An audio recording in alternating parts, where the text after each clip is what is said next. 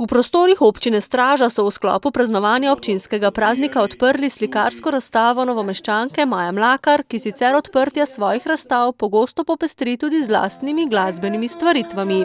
Gre eno z drugim, ni favorita.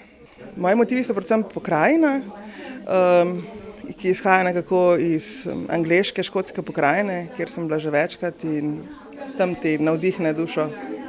Sicer je naša sogovornica nedolgo tega razstavljala tudi v Novomeškem kulturnem centru Janeza Trdine, tudi sicer pa ji tako samostojne kot skupinske razstave še zdaleč niso tuje.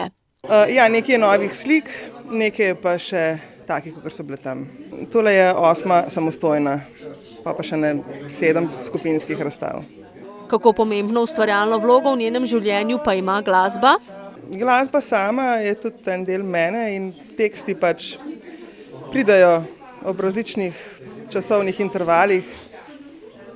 Lahko pride čist čez dan, lahko pride zvečer in pol to zapišem in nekako se potem to steče v neko glasbo, ki jo potem nekako delim z določenimi ljudmi.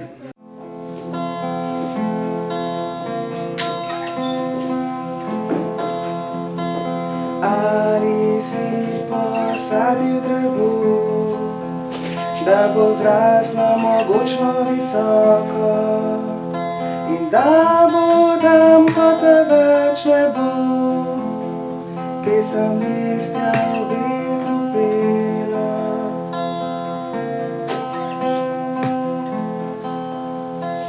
Ali si vzgojil si sina, da bo hiša sreče polna. Sicer pa je specifičen tudi prostor straške občine. Prostor je simpatičen, majhen, tako da slika lepo pride do izraza. Kdaj pa je umetnica najbolj razpoložena za likovno ustvarjanje? Slikam po večini zvečer ali pa čez dan, v bistvu, kakšna svetloba je in od koliko časa imam.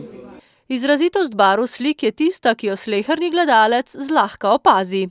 Sama Škotska nima tako izrazitih barv, sicer ima različne modre barve, zelo močne, ampak občutke, ki jih tam doživiš v vseh tistih prostranstvih, pa nekako prikažem lahko samo s temi barvami.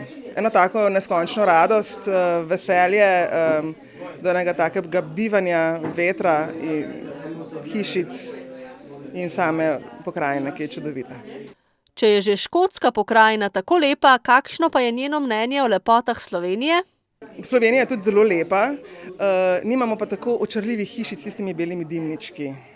Ko da poslušaš govorice, kaj vse pravijo stare tetke, raje ti povem, kar sama medtem, ko buva čas.